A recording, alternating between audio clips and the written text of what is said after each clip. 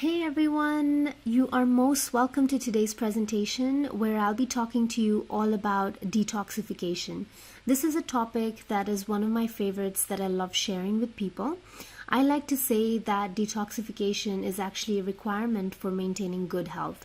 And in today's presentation, we will be covering a lot of valuable information with regards to what exactly detoxification is, how it happens in your body, and how you can support it to happen much, much better. But before we do that, I just want to go ahead and introduce myself first.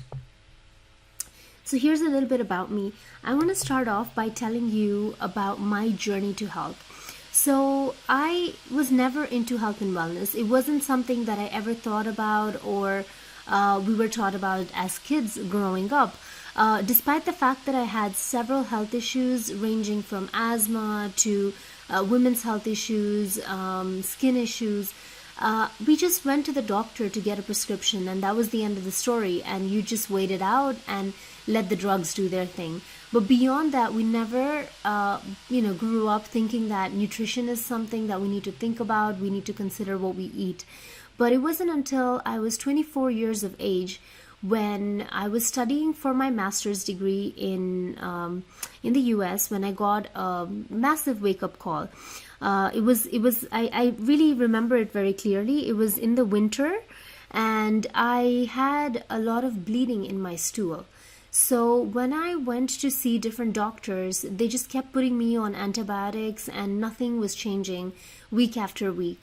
And it wasn't until I finally went to meet an Ayurvedic practitioner, which is one of the traditional healing modalities, that he took my pulse and he asked me a couple of questions and then told me I could potentially have a condition called ulcerative colitis. Now, this is a condition where you have ulcers in your colon, in your large intestine. So, being a young person, I went onto the internet, decided to do my own research and figure out what the heck is ulcerative colitis.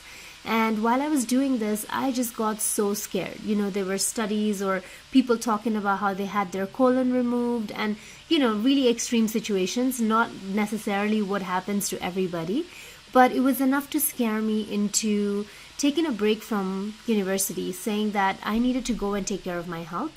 So I moved back to Uganda, which was my home country. Came back here, went to see a couple of other doctors who also kept putting me on antibiotics and other prescription medication. And when nothing helped, I was eventually asked to go to India to do some further medical testing. So when I went to India, I got my colonoscopy done, and it was diagnosed that yes, I had ulcerative colitis, but thankfully it wasn't excessively bad. It was relatively in the beginning stages. So they prescribed me to take steroids for about 6 months.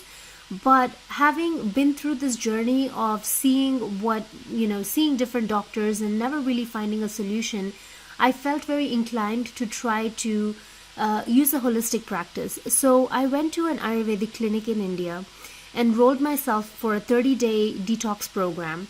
And I kid you not, within 4 days of my joining this center, my bleeding had completely stopped, which was incredible. I started to sleep a lot better.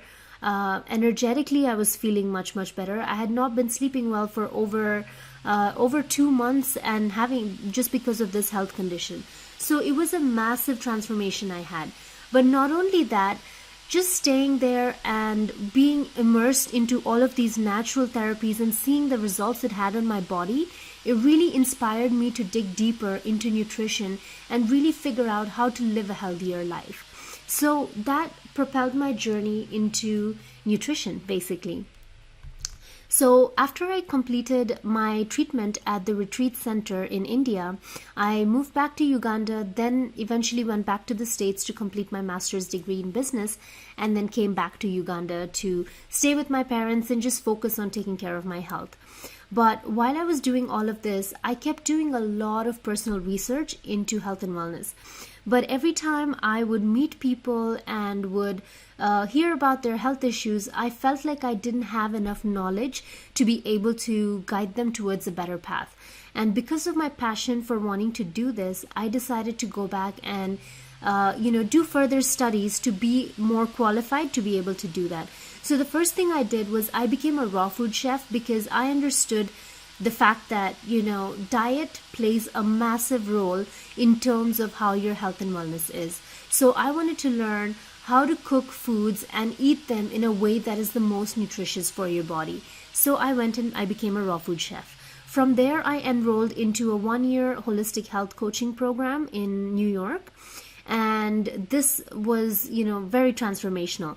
But despite doing both of those, I still felt like I needed additional specialization and training in specific topics. And because detox was something that was always close to my heart, especially having gone through my health journey, I decided to spend time and become a detox specialist, and also to improve my fitness because, I was already in the health and wellness track. I decided to also become a yoga teacher. And finally, now I am studying to become an endocrinologist, which is a hormone specialist. I work mostly with people who are diabetic, but I am still in the process of completing my program. So this is a little bit of overview about me. Now, before we move into learning more about detoxification, I want to talk to you a little bit about some of the research that's been done over the years in the different countries to kind of set the right ground before we move forward. So here's a little bit of research just to bring our perspective in terms of why we're here in line. So the first research that I want to share with you is something that was done in 1993. It was done by two gentlemen, McGinnis and Figi, and their research was published in the Journal of American Medical Association. And basically what they did was they said that up till that point, people thought that diseases were the causes of death. Somebody died because of diabetes, or somebody died because of heart disease or something like that. But what they realized were that diseases were not the cause of death, but were rather the effects of something else that was leading people towards death. So they dug deeper to try and figure out what is it that is actually causing this disease, which is eventually leading somebody to die. And when they did this, they found that there were 10 major reasons that stood out above everything else. But out of these 10 reasons, they found that the top 3 accounted for almost 80% of the risk factor for disease. So if you think about it, these were number 1, smoking. Number 2 was the diet, the food that we were eating. And number 3 was the physical fitness or the exercise that we had. And these 3 contributed literally to 80% of risk factor for disease. If somebody had all of these 3 in a very good condition, they would be limited from getting those diseases, which would eventually lead to death. So this is the first research that really opened our eyes up to shift our paradigm from thinking about diseases as the cause of death. Then in 2004, so almost about 10 years later, Ali Mogdad and colleagues from the Centers for Disease Control did a similar study, exactly the same. And they found that literally nothing had changed. When we are living a lifestyle that's at odds with our needs and our native traits and tendencies, the results will exactly be the same, regardless of how many times you measure it. Because nothing has changed. You're still having the same lifestyle. However, they did note that the gap that was there between smoking and diet had drastically reduced. Over those 10 years, we as a nation started moving further and further towards fast foods, junk foods, processed foods, while at the same time becoming more aware of the risk factors for smoking. So the amount of smoking we were doing was going down, but the kind of food we were eating just kept deteriorating. So it makes sense that they found that difference. Then again, a couple of years later, in 2007, Earl Ford and others did a study where they took 23,000 adults in and around Germany, and they asked them 4 specific questions. And these questions were, number 1, are you eating enough fruit, on a daily basis? So they had a particular measurement for that. Then they were asking them, do you smoke? Do you exercise? And do you control your weight? Do you have control over your weight? And they found that people who had 4 good answers had a very low risk for disease compared to those people who had 4 bad answers. And literally, if you looked at the gap, it was extremely massive. However, if you turned even one of those negative factors into positive, you can reduce your risk factor for disease by almost 80%. So that's really saying something, if nothing else, right? By just having one good habit, you can still fix your risk factor for disease. You can really reduce your risk from getting one of these lifestyle diseases that we are all, most of the world is suffering from right now. In 2010, so again, a few more years later, another 3 years later, a similar study was done in UK, and literally the same conclusion as was in the States showed up. So really, the point that we need to understand here is that there's a very short list of factors that control our medical fate. It's not, it's not some crazy science. It's literally simple things that if we can fix and do them right, then we can really reduce our risk factor for disease or excessive weight or low energy or anything else that's plaguing us today. So now probably the question that some of you might have is the fact that, this debate that's been going on of nature versus nurture. Basically, that debate just talks about the fact that, I have a particular gene in my body, and so I'm predestined to end up with a disease. Compared to saying that, it's not the genes, but it's how I play the hand that I've been dealt with. So that's the nurture versus nature debate. And I think you guys might remember this famous thing that happened when Angelina Jolie a couple of years ago was found with the BRCA gene, and then she ended up going and getting a double mastectomy done, despite the fact that she didn't even have the cancer yet. She just said she had the gene and decided to go and do it so that she could prevent herself from getting breast cancer. Now, I think there are a lot of better ways of doing things, and there are people who have genes, but it doesn't mean that you will end up with that disease. You will end up with that disease if you do the things that are going to trigger those genes to actually get activated. So where exactly is the power center? Is it the genetic hand we're dealt, or how we play that hand? So to answer this, there's one last research that I want to share with you, which was done by Dr. Dean Ornish, where he took 30 men with early stage prostate cancer. And he did not look at anything else. It wasn't a study of the weight of the men or the age of the men or anything else. It was purely a study of the genes in these men. It was an intensive lifestyle program that he put them on for a period of 30 days, which was purely based upon eating a more plant-based diet. So over 30 days, he basically looked at the cancer-promoting genes that a person had, and then after 30 days, how many cancer-protective genes were there and how many cancer-promoting genes. And the shift was so massive that it was conclusive enough to say that, you could have an predisposition for a specific disease, but by using the right kind of lifestyle, you can prevent it from actually activating and causing damage to yourself. So really, the power of food as medicine is so great that we can even nurture nature. And this was said by Dr. David Katz. So really, the power lies in our hands. It's not out of our control. We can change our destiny.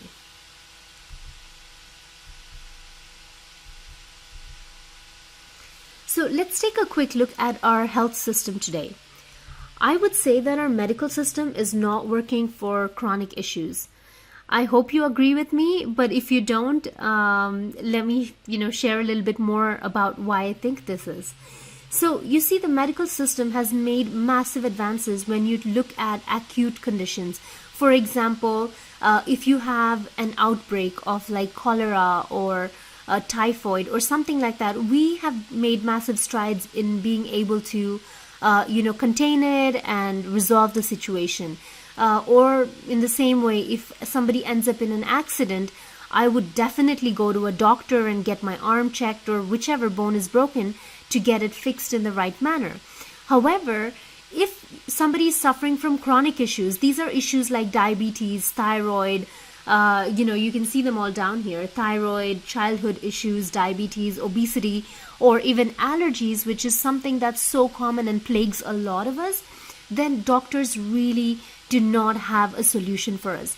All they can do is give us prescription medication to manage the situation, but there is nothing they can provide you to actually cure your condition and get you back healthy. So that's why I say that our medical system is not actually working for specifically chronic issues. And these are some statistics that will kind of scare you and show you that things are not really improving. So if you see, 1 in 3 people will develop cancer by 2020. This was a statistic that I got from the Cancer Institute. 9.3% of population actually has diabetes.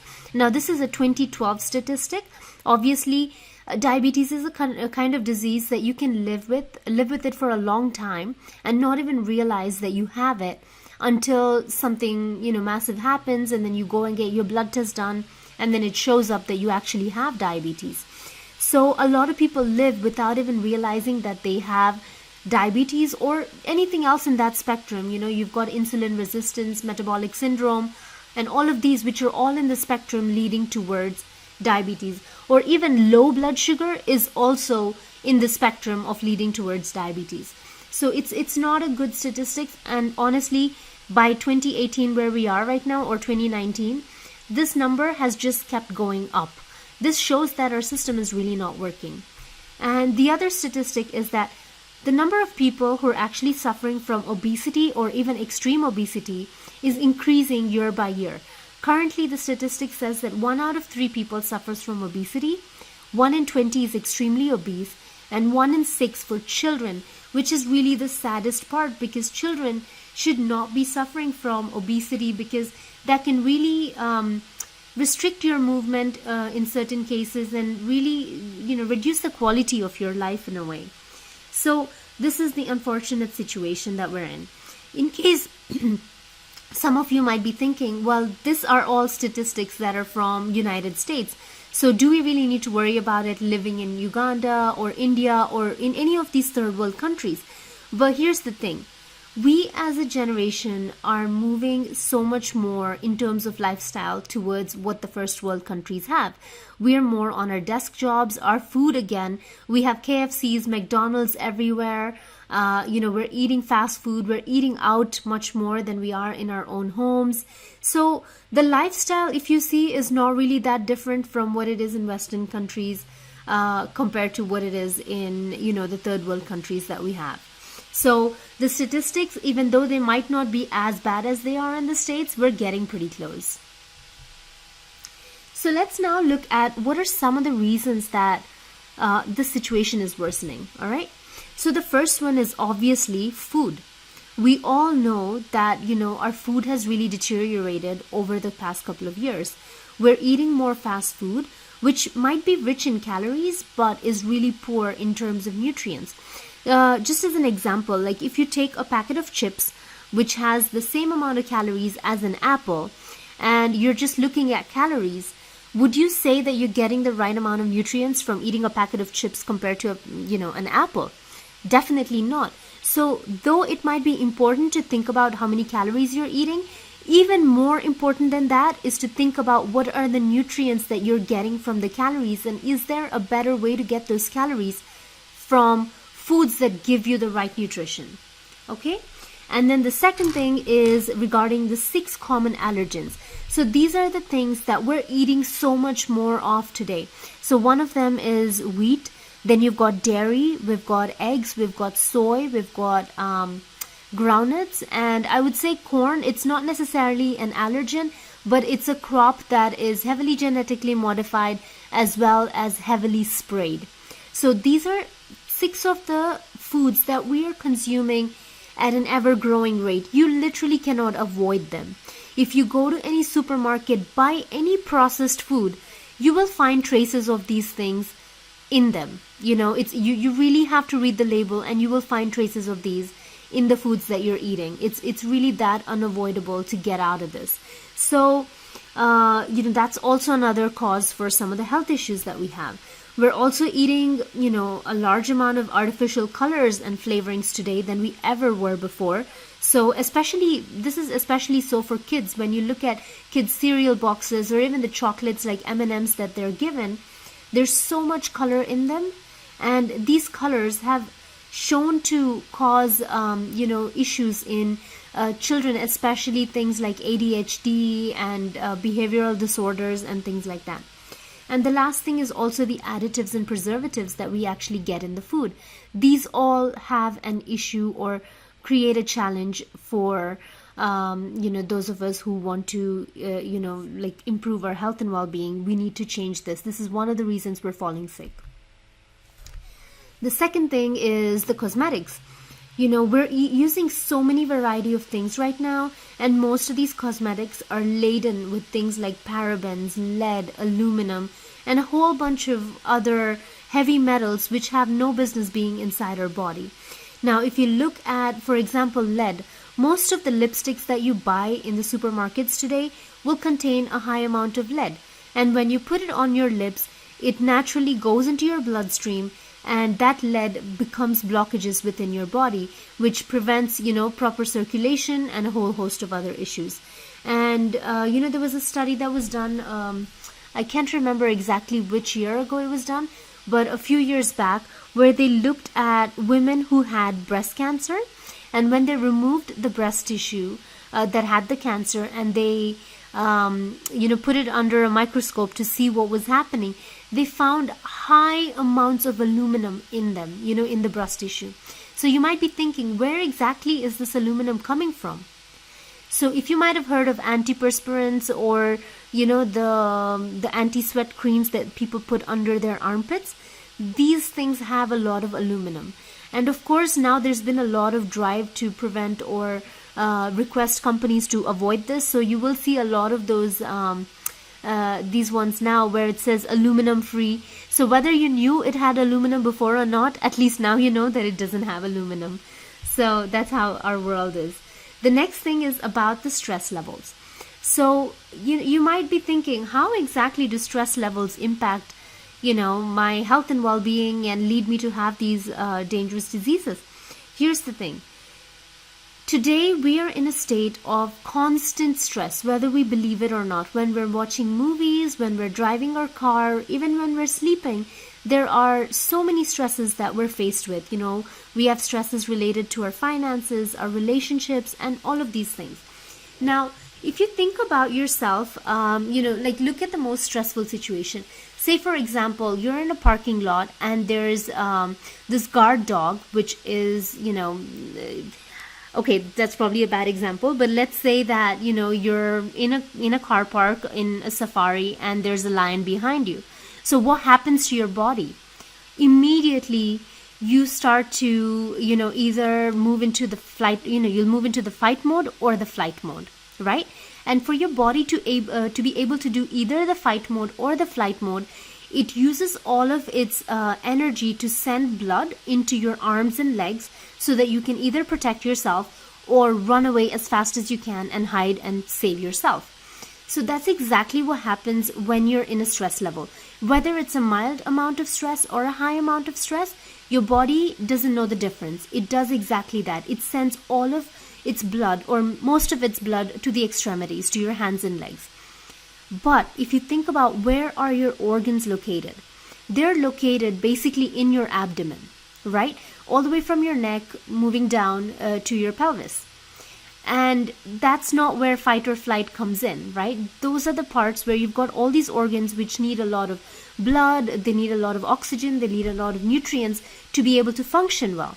But if you're in the stress mode, you're not getting enough blood going through your organs, you're not getting enough nutrients, you're not getting enough oxygen. And when all of these are there, it leads to your body suffering. Your body will stop functioning as well because it's not getting the nutrients for your organs to work properly. And that eventually leads you to end up having diseases. The next thing is also the pharmaceuticals. So we're using so much of this non-steroidal anti-inflammatory drugs. These are things like medicines that you take when you have a headache or when you have a fever or, just any regular pains and cramps. There's nobody in the world today that I can think of who doesn't have some prescription medication in their house, whether it be just for headaches or for, more severe things like diabetes and cholesterol and other stuff. But we're taking them at a much higher rate than ever before. One of the worst things, especially if you think about a country like Uganda, is when somebody gets a high fever, they don't even bother sometimes to go to a hospital and get a blood test done to see if it might be malaria. They just self-prescribe themselves malaria medication. And this has a very bad impact on the liver, and they don't realize that this can cause long-term damage. The second thing, obviously, we're taking a high amount of steroidal drugs, and the amount of vaccinations we're using is at an ever-growing rate today. Now, this is not a debate about whether vaccinations are necessary or not. Absolutely, everything has a role to play, and it's relevant. But it's important to understand that even these vaccinations contain heavy metals and do lead to certain risk factors in health and wellness. And of course, the last thing is the household cleaning products. We're using so many different things for cleaning our floors, cleaning our windows, and most of these things have different perfumes in them, different synthetic compounds that when we touch with our hands, our skin is an organ that really absorbs a lot of stuff. And all of these synthetic chemicals can also end up going into our body, which means that our body has to work that extra hard to try and detoxify it or eliminate it from within. And all of that effort leads your body to not have all the nutrients for other organs to function well, because detoxification in itself requires a huge amount of nutrients. So these are a lot of things that cause health and wellness issues. So we really live in a very toxic world. That is something that is undeniable.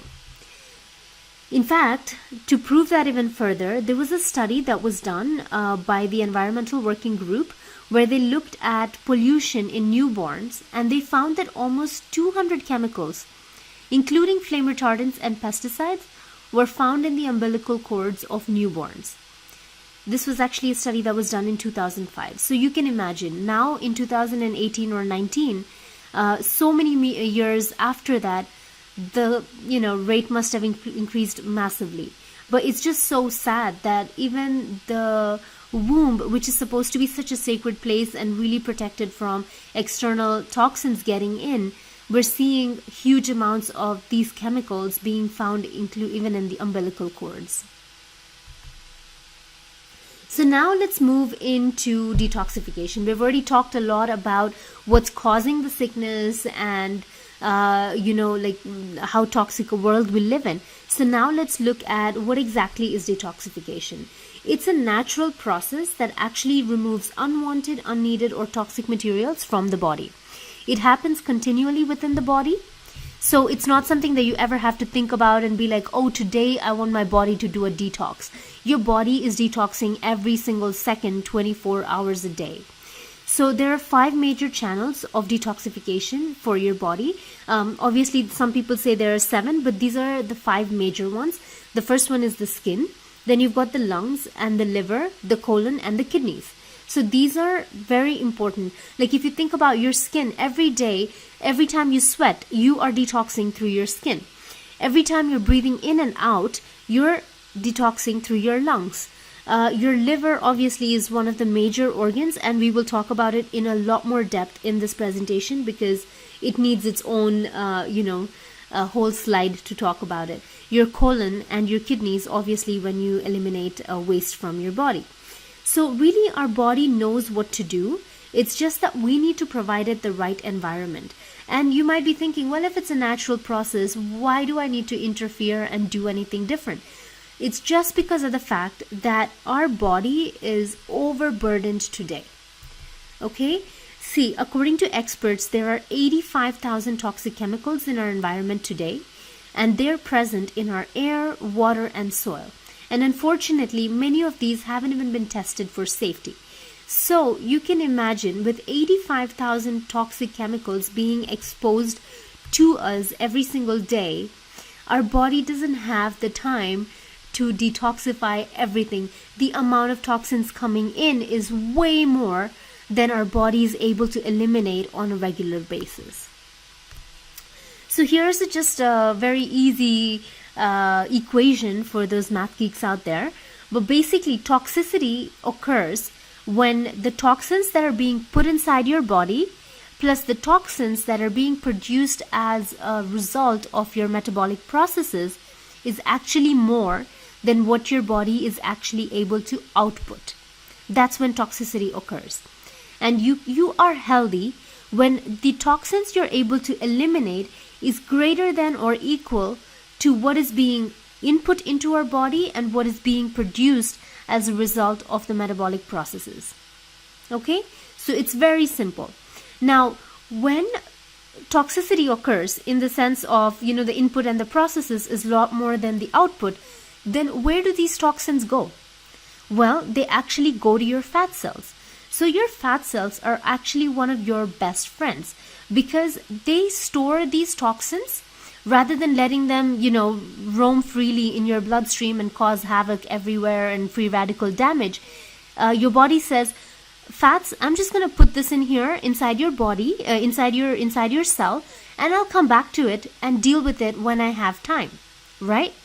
The unfortunate thing is, in this day and age, we never make time for our body to actually release the stored toxins from the fat cells and clear it out. But here's the other thing. When your fat cells become overburdened, then the toxins end up going to all cells, and that's where a huge amount of damage starts happening. So let's just look at this graphical representation of what happens when we do a detox. So when we do a detox, the first thing is the toxins that are in your cells get broken down, released, and they're sent to the lymphatic system. Okay, the lymphatic system runs along your circulatory system. So as your heart beats and your circulation keeps moving, it also pushes the lymphatic system to keep moving. Okay, so from the lymphatic system, the toxins are eliminated through the skin. Okay, then if that's not enough, the toxins then move into the bloodstream, and from the bloodstream they go into the lungs and the kidney and the bladder for further processing and then elimination. When that's still not enough, they end up going to the liver, and through a whole bunch of chemical processes, your liver cleanses them and then sends them to the small intestine for exiting. So now let's move on to the liver and see what exactly happens in the liver itself. So our liver is an absolutely amazing organ. Did you know that the liver is the only organ in your body that's actually capable of regeneration? In fact, after it's damaged about 75% or more, the liver only needs about 4 months to regain its initial weight. So it's kind of like, it's the only organ in the body that actually can do this. So that's pretty cool. I think if you've heard of lizards when their tail gets cut off and the tail regrows, so that's kind of what happens in our body with the liver in case, it gets damaged and some of it has to be removed. So you can also think of your liver as your body's border control.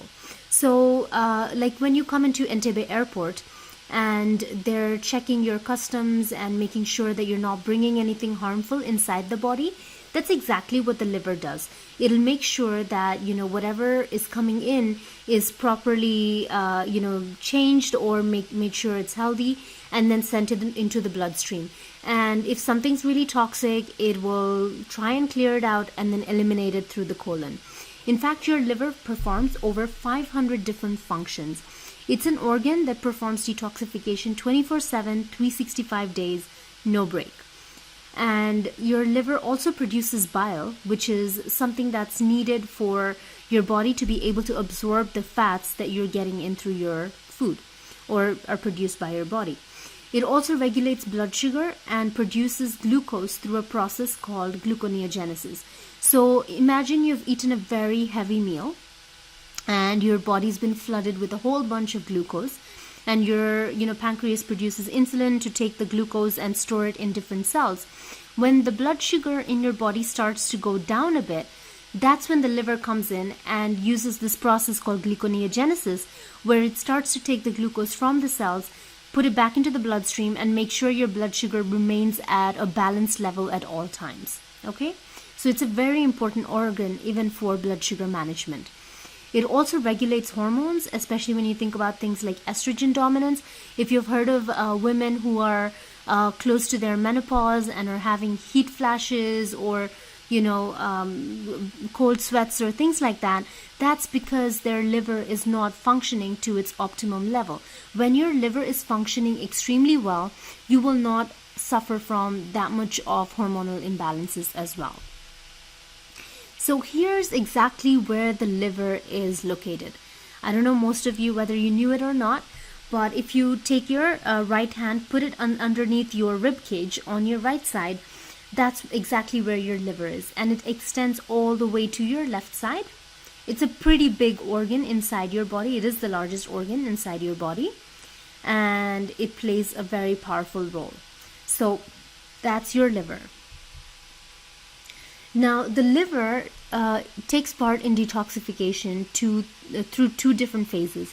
It has phase 1, where it modifies fat-soluble toxins. So any of the fat-soluble toxins that come into your body, they go through first the phase 1, where we don't need to go really that deep into the science of it, but basically different enzymes are used and different chemical processes are created to then turn these fat-soluble toxins into water-soluble waste, because our body is easily able to eliminate water-soluble waste than it is to eliminate fat-soluble toxins. So once it comes into phase 2, sometimes these fat-soluble toxins that have been converted are still more toxic. They still need to be broken down more to make them even less toxic. So that's what happens in phase 2. It turns this water-soluble waste into even less toxic waste, so that it can be eliminated via your urine, bile, and stool. Okay? And these are the different chemical pathways that your liver uses. But here's the thing that I want you to pay attention to, okay? The nutrients that are needed for these chemical processes to happen. You see, it's nutrients that your body needs, not necessarily just empty calories, right? So if you see, for phase 1 to happen well, your body needs to have a good amount of vitamin B2, B3, B6, and B12. It needs to have folic acid, glutathione, flavonoids, and these are just a beginning concept of some of the nutrients that your liver needs for the phase 1 detoxification to happen. And the same thing with phase 2. For phase 2, your body needs a good amount of different varieties of proteins like methionine, cysteine, glycine, taurine, choline, glutamine. All of these are amino acids that are important for your body to have. It also needs a good amount of vitamin C, glutathione, magnesium, folic acid. So all of these are nutrients that your body absolutely needs. And when it doesn't have these, then it's not able to do phase 1 or phase 2 properly. And with long-term depletion of these nutrients or lack of these nutrients, your entire body suffers because the toxins are not able to process well, and they end up in your bloodstream, okay, without being processed well, and they cause a whole bunch of other damage. Now, where do you get these nutrients from? What about B vitamins? Where exactly do you get B vitamins? Because as you can see, B vitamins are extremely important for both phase 1 and for phase 2. Here's the largest source in the entire world for B vitamins, and no, it's not in a B complex capsule, but it's leafy greens, right? So all varieties of leafy greens have a high amount of B vitamins.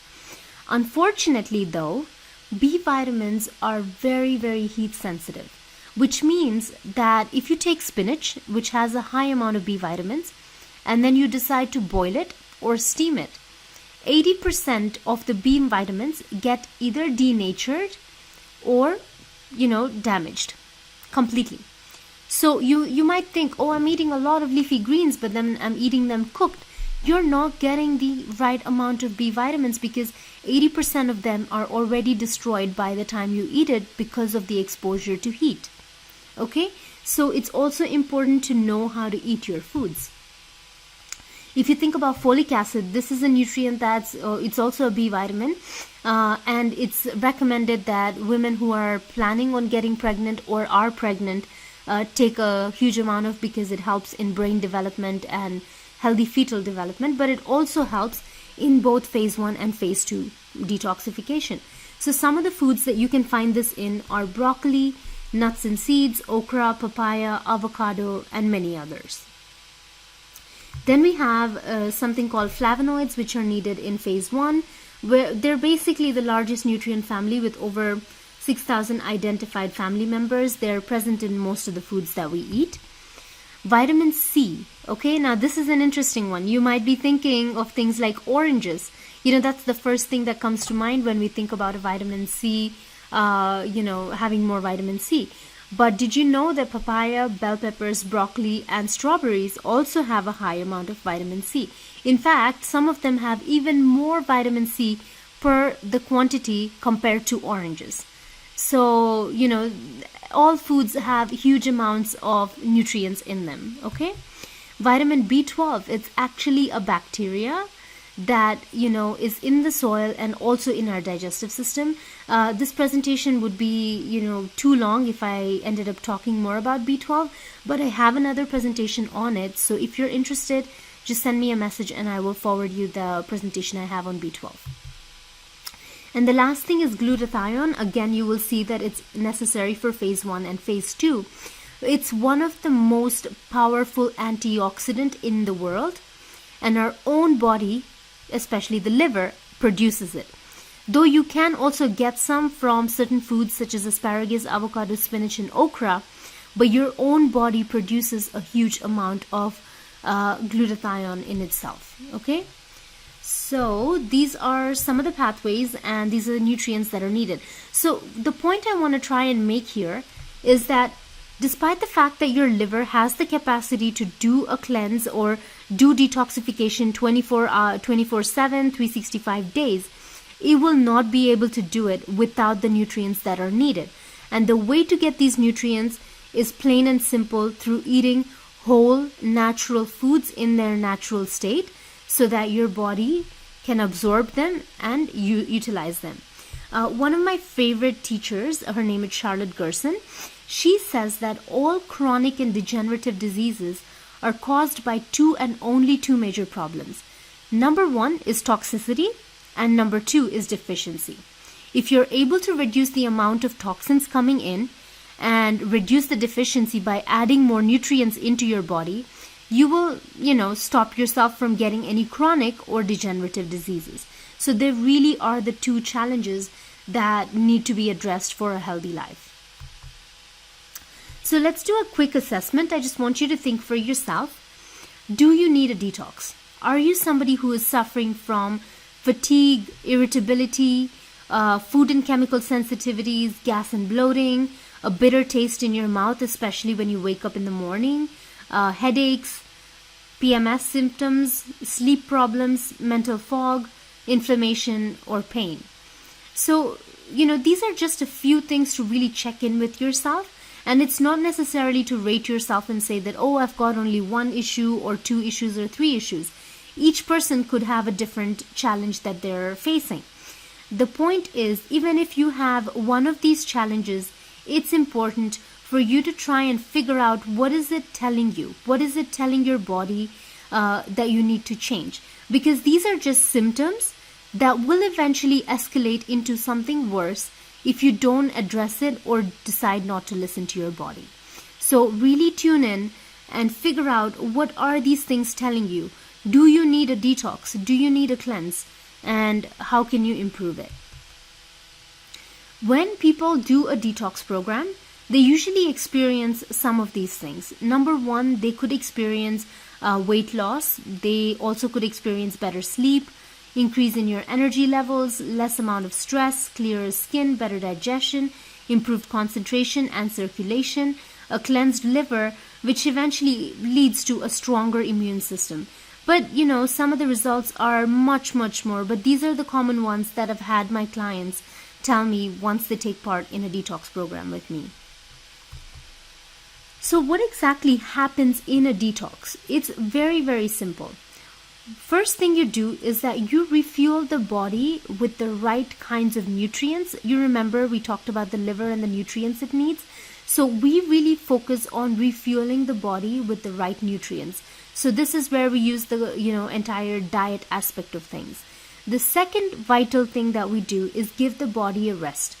So there are specific timings at which we have to stick to sleeping and timings for eating to make sure that there's enough time for your body to focus away from digestion and, spend more on repair and regeneration. The third thing we also do is we stimulate the liver to drive toxic substances out of the body. So we could do things like a liver flush over here to just boost it a little bit more. Eat foods that are very nutrient rich and can support your liver to function much better and do both phase 1 and phase 2. And then the last thing is that we promote elimination through the bowels, the skin, the kidney, and the lungs. So through the bowels, you could potentially do enemas. For the skin, you could be doing a sauna or exercise. For the kidneys, just hydrating a lot more.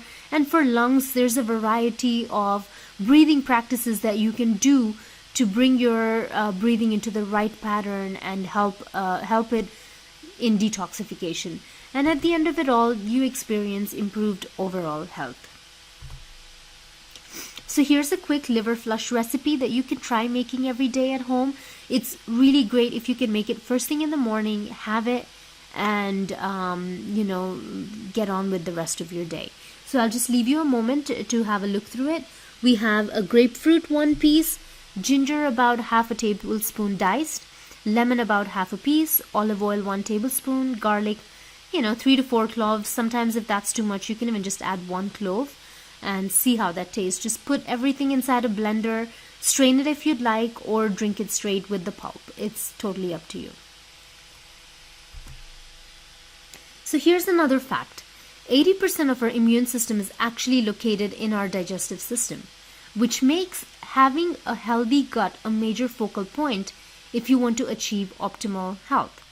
In fact, studies have shown that for people who are suffering from conditions like depression, where they don't have enough of the neurotransmitters such as serotonin, by fixing the diet, the symptoms of depression drastically reduce.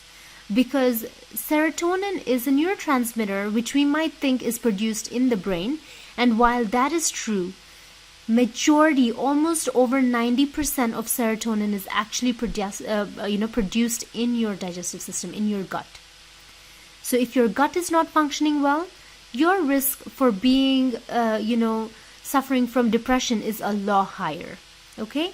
So you really want to focus on making your gut extremely healthy. So now I want to share quickly about a 7-day raw food detox program that I offer at Urban Yogi in Uganda. Here's a little bit of information. So what we are doing here is we are eating a plant-based diet. So we're eliminating things that are not living. We are going to be doing 5 days of meals which are 100% raw. Nothing is cooked or heat treated. And the last 2 days we transition back into cooked meals, but again maintaining the concept of whole foods and plant-based foods. This program usually happens monthly, so if you're interested in it, just get in touch with me and I can let you know when exactly the next program is. So the meals are all actually made for you. They've been tried and tested, developed over many years, and all these meals are ready for you to pick up whenever during the timings that we provide you, so that you don't have to think about how to make it, where to buy the ingredients, is the quantities right, is this the right taste. We'll have everything made perfectly, and all you need to do is pick it and eat it for 7 days. And the cost of this entire program is 500,000 Uganda shillings for 7 days. And here's a couple of bonuses that you get with this program. The first one is that you get a free yoga class pass with me that you can use in the Urban Yogi Wellness Studio.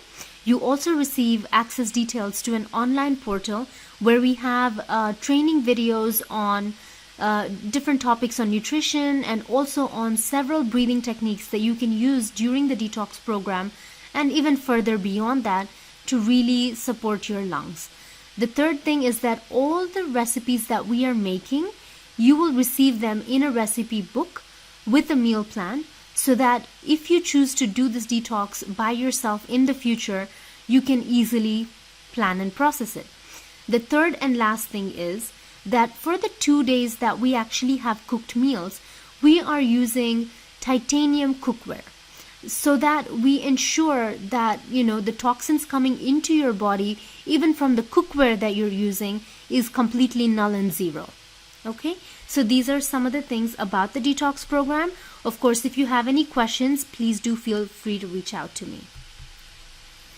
So the last quote by, again, my mentor Charlotte Gerson, or which I love, is the fact that you can't keep one disease and heal 2 others. When the body heals, it heals everything. Now, this is exactly where Western medicine and traditional medicine differs. If you go to a Western medicine doctor and you have diabetes, they will give you medication for diabetes. Whereas if you go to a traditional medicine practitioner, they will usually look at the entire body and say, what else is not functioning well? Can we fix the entire body rather than looking at only diabetes or only one condition which you've come to see me for? Because when you're healthy, your entire body is healthy. When something's off, many other things could be off as well, or will get off later on. So that's the end of the presentation, guys. If you have any questions, please feel free to reach out to me. My email address is right there. That's my phone. It's actually my WhatsApp number as well. So you can come and send me a message at any point in time, and I'd be happy to respond. And just as a gift for attending this conversation, I have a 3-day vegan cleanse that's available on my website, urbanyogi.ug, which you can go and download. It has a meal plan for 3 days, a lot of recipes, and a lot more information in terms of food combining and nutrition principles. So make sure to check that out. It's a massively value-based ebook that I've created for you, and I hope you get a lot of value from it. So that's about it, guys. If you have any questions, please reach out, and I look forward to meeting you soon. Take care.